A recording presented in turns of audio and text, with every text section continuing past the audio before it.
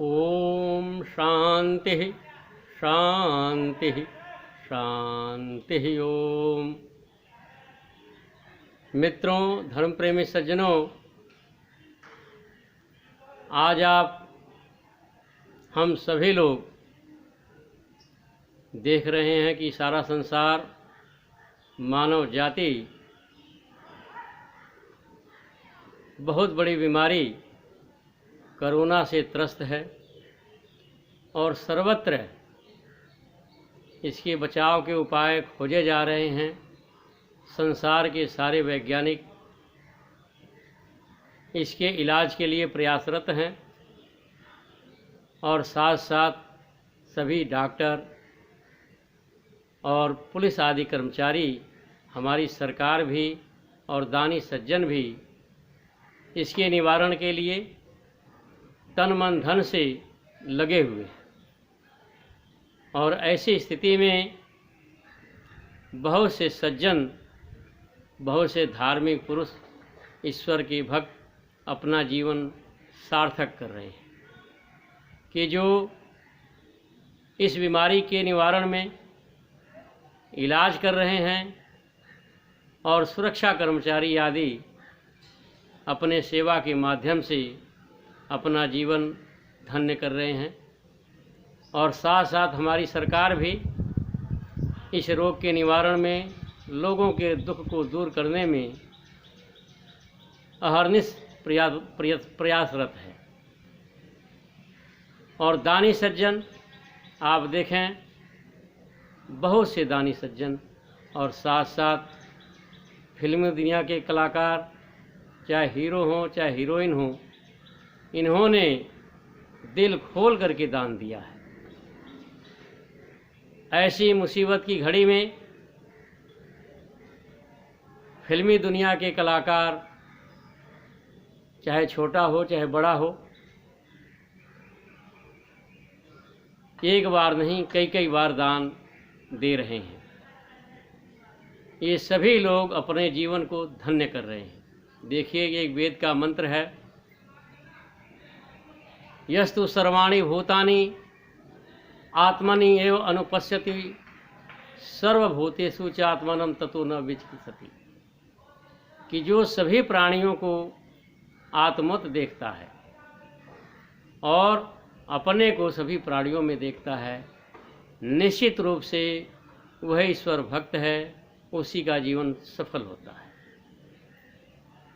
इस प्रकार से हम देखते हैं कि बहुत से दानी सज्जन देश और विदेश के, जैसे बिल गेट्स, जुकरबर्ग आदि भी, और फिल्मी दुनिया के बहुत से कलाकार, दक्षिण भारत के भी, उत्तर भारत के भी, बॉलीवुड के भी, दिल खोल करके सहयोग कर रहे हैं।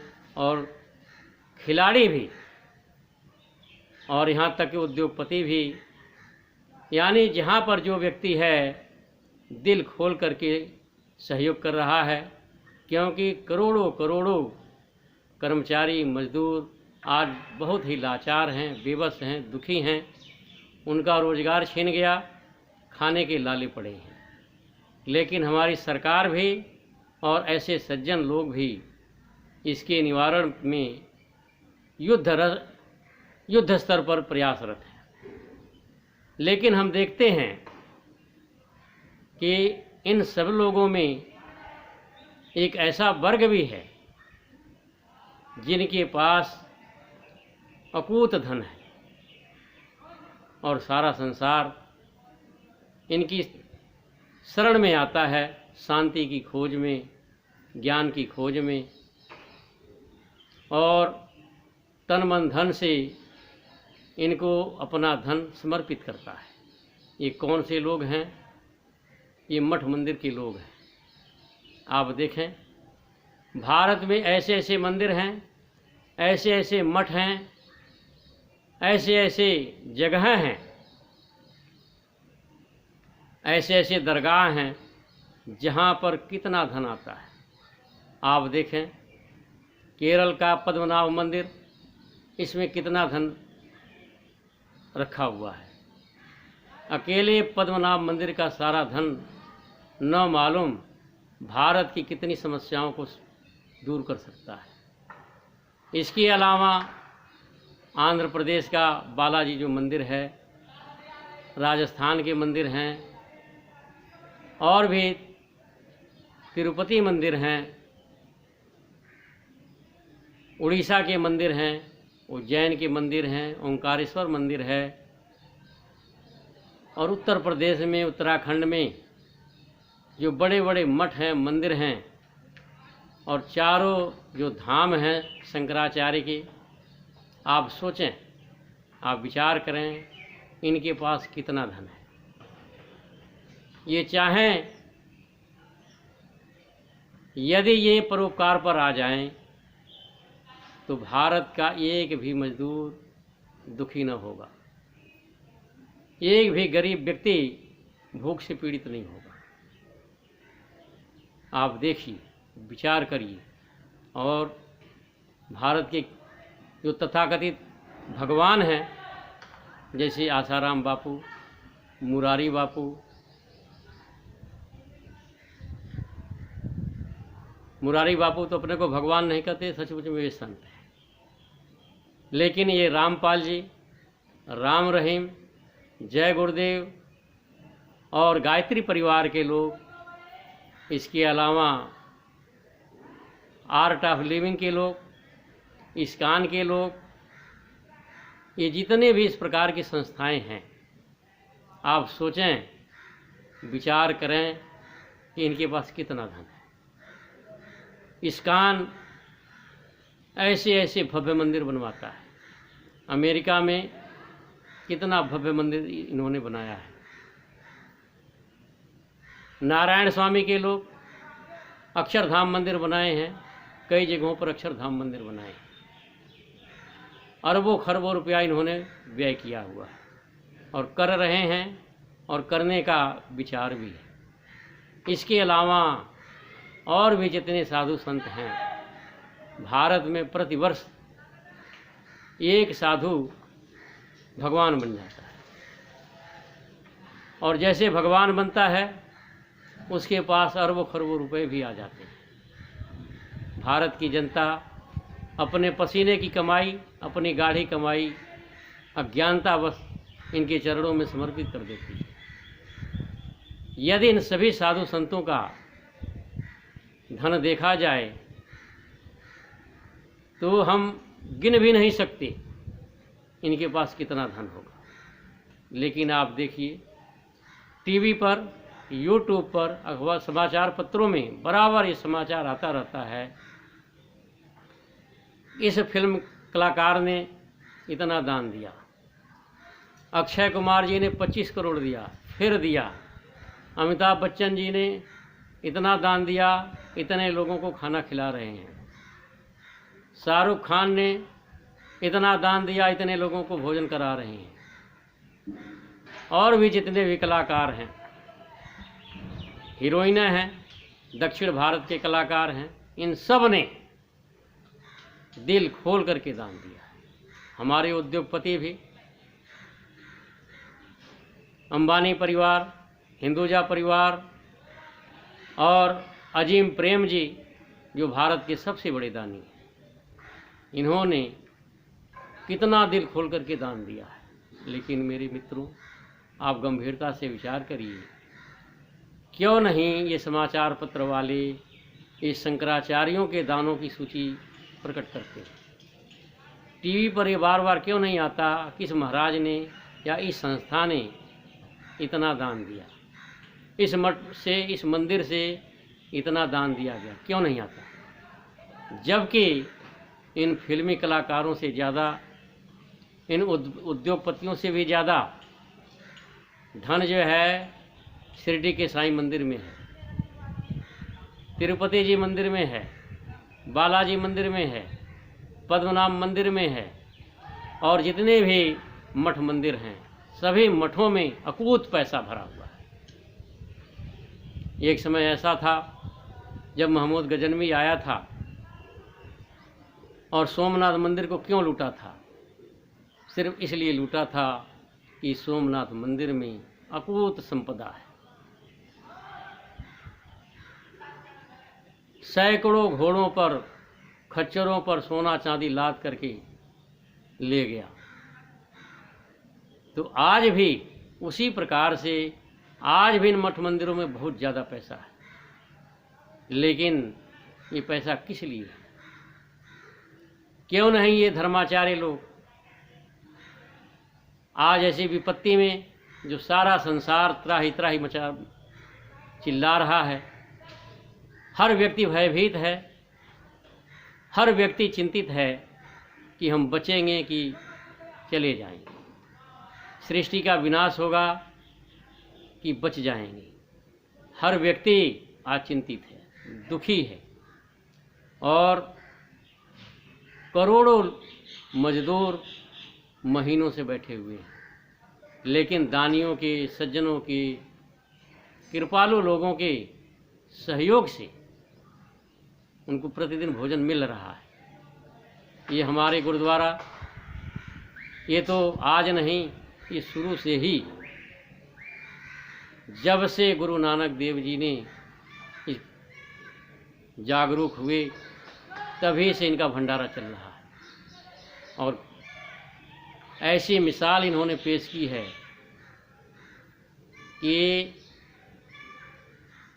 हम जब गुरुकुल में पढ़ते थे और दिल्ली जाते थे पुस्तक खरीदने के लिए, तो सोचते थे भोजन कहाँ करें, तो फिर यह ध्यान आता था चलो गुरुद्वारा में भोजन करेंगे। और हम निर्भय होकर के तुरंत जो है गुरुद्वारा में जा कर के बैठ कर के भोजन पाते थे, बड़े आराम से। ऐसा लगता था कि हम अपने घर में भोजन कर रहे हैं। तो जिस प्रकार से गुरुद्वारा के लोग सेवा कर रहे हैं, ऐसी सेवा ये मठ वाले क्यों नहीं करते, ये मंदिर के लोग क्यों नहीं करते, ये धर्माचार्य लोग क्यों नहीं करते, जबकि इनसे कई गुना ज़्यादा धन इन मठ मंदिरों में पड़ा हुआ है। तो मेरे मित्रों, बड़ा दुख होता है कि जब ये समाचार पत्रों में, टीवी के चैनल पर बार बार उद्घोष होता है कि इन्होंने इतना दान दिया, इतना दान दिया, इन्होंने इतना सहयोग किया, ये इतना खाना खिला रहे हैं। आर्य समाज संस्था एक बहुत विशाल संस्था है, लेकिन गरीब संस्था है। लेकिन फिर भी जहाँ पर भी आर्य समाजी हैं, जहाँ पर आर्य समाज मंदिर है, सब के सब लगे हुए हैं सहयोग करने में। संघ के लोग भी मिसाल पेश कर रहे हैं गरीबों की सेवा में। लेकिन बड़ा खेद होता है कि इन मठ मंदिरों में जितना धन है, ये चाहें तो सबसे बड़ी मिसाल पेश कर सकते हैं, जबकि यथार्थ में मानव सेवा ही, मानव क्या, प्राणी मात्र की सेवा ही धर्म है। देखिए, भगवान मनु ने कहा है, वेदो अखिलो धर्म मूलम, कि वेद ही धर्म के मूल है, यानी वेदों का जो उपदेश है वही धर्म है। अब वेदों का क्या उपदेश है? वेदों में, चारों वेदों में आप जगह जगह पर आप देखें, यही उपदेश दिया गया है।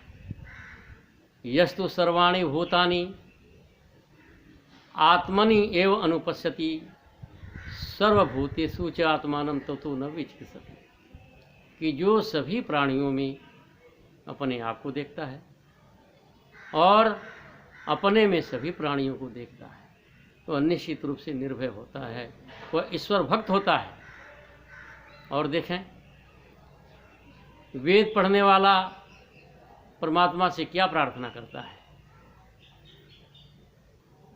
कहता है, सर्वे भवन्तु सुखिनः, सर्वे सन्तु निरामया, सर्वे भद्राणि तु पश्यन्तु मा कश्चित् दुर्भाग् भवेत्। कि हे परमात्मा, सब लोग सुखी हों, सब लोग निरोग हों, कोई दुखी ना हो। ये प्रतिदिन हर वैदिक व्यक्ति प्रतिदिन प्रार्थना करता है। और क्या क्या प्रार्थना करता है? जब वह संध्या हवन से मुक्त होता है, समाप्त करता है, तो क्या परमात्मा से अंतिम प्रार्थना क्या करता है कि जिस प्रकार से मुस्लिम नमाज पढ़ करके दुआ मांगते हैं, दुआ आखिरी में ईश्वर से प्रार्थना करते, उसी तरह से हर वैदिक व्यक्ति हवन कर लिया, संध्या कर लिया, तो शांति पाठ करता है। अपने लिए नहीं मांगता, शांति पाठ करता है।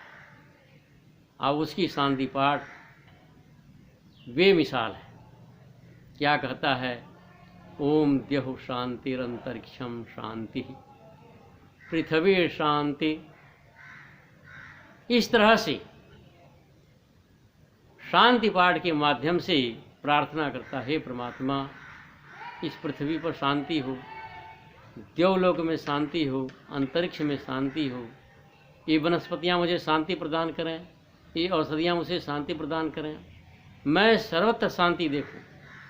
लेकिन यही प्रार्थना ये मठ मंदिर के लोग भी करते हैं, ये भी लोग करते हैं। यह भी कहते हैं सर्वे भवन्तु सुखिनः सर्वे सन्तु निरामया। लेकिन इनका व्यवहार क्या इस प्रकार का है? सभी प्राणियों के प्रति अपनत्व की भावना है? नहीं है। ये गरीब मजदूरों को देख करके तो इनके अंदर दया नाम की चीज उत्पन्न ही नहीं होती, ये भाव होते ही नहीं। इसी बात को लेकर के महाकवि सूर्यकांत त्रिपाठी निराला, जो बहुत बड़े दार्शनिक भी थे, धर्मात्मा थे और महाकवि माने जाते हैं, महाप्राण माने जाते हैं, उनकी कविता आप सब लोगों ने पढ़ी होगी, दान कविता। इन मठ मंदिरों के ऊपर कटाक्ष करते हुए दान कविता में क्या कहते हैं कि एक दिन प्रातःकाल में गंगा के किनारे घूमने चल दिया, तब तक देखा कि ये एक व्यक्ति, एक महंत राम नामी चादर ओढ़े गंगा की तरफ जा रहा है, ओम नमः शिवाय, ओम नमः शिवाय, ओम नमः शिवाय जपते हुए जा रहा है। निराला जी कहते हैं कि मैं भी बड़ी श्रद्धावश उसके पीछे हो लिया, और जैसे ही वो गंगा नदी के किनारे पहुंचा, कपड़े उतार के गंगा में स्नान किया, जाप करता जा रहा है, और पुनः स्नान करके कपड़ा पहन करके जब मठ की तरफ चल दिया तो निराला जी भी उसके पीछे पीछे चल दी। निराला जी सोच रहे हो यह मनुष्य कितना महान है, विश्व बंधुत्व को साक्षात किए हुए, सभी प्राणियों के प्रति इसके अंदर कितनी दया है, इसका जीवन कितना पवित्र है, यह तो धन्य है, ये धर्मात्मा है, यह देव है, ये ब्राह्मण है, ये आर्य है। ऐसा सोचते हुए जैसे वह मठ के पास पहुंचता है, दरवाज़ा खुलता है, तब तक जो है थाल में मालपुए आ जाते हैं, और तुरंत ये महंत, ये मठाधीश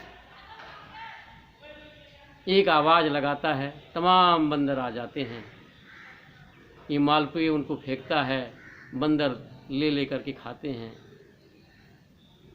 निराला जी सोचने लगते हो ये तो दया का अवतार है, करुणा का सागर है, प्रेम की मूर्ति है, ये बंदरों को मालपुए खिला रहा है। लेकिन निराला जी का मोह, अज्ञानता तब दूर होती है जब उसी समय एक निर्धन व्यक्ति, पता नहीं क्या शूद्र था कि क्या था, कपड़े फटे हुए, मैले कुचैले, भूख से व्याकुल देखता है कि बंदर मालपुए खा रहे हैं। सोचता हो जब बंदर मालपुए खा रहे हैं तो मैं तो इंसान हूँ। दरवाज़ा के अंदर चला जाता है। महंत जी देख लेते हैं और चिल्लाते, अरे भागाओ, दुष्ट को भगाओ, ये अछूत मंदिर में कैसे प्रवेश कर गया। वो चिल्लाता है, कहता है महाराज मैं भूख से व्याकुल हूँ, मुझे भी कुछ दे दो। तो कहता तू भाग जा, न मालूम तू किन कर्मों का फल भोगा। ये कटाक्ष है, ये मठ मंदिरों का की सच्चाई को निराला जी ने अपने कविता के माध्यम से व्यक्त किया है। तो मेरे मित्रों, बड़ा दुख होता है कि ऐसे लोग भी अपने को धार्मिक कहते हैं। यथार्थ में धर्म क्या है जानना हो तो आप जा करके गुरुद्वारा में देखिए। उन्होंने इसको अपने जीवन में उतारा है। और बहुत से लोग हैं हिंदू धर्म में, बहुत से लोग जो मानव सेवा, प्राणियों की सेवा, गायों की सेवा को ही अपना धर्म मानते हैं, किसी से भेदभाव नहीं करते। वह व्यक्ति को देख करके दान नहीं करते हैं। तो आज जो है सारा संसार बहुत दुखी है, व्यथित है, चिंतित है कि आगे भविष्य क्या होगा। तो मेरे मित्रों, यदि सभी धर्माचार्य, मठाधीश लोग अपना जीवन अगर सफल करना चाहते हैं, आज ऐसा अवसर मिला हुआ है मानव की सेवा करने का कि आप अपना हृदय खोलो, धन खोलो और मानव की सेवा करो, अपना जीवन धन्य करो।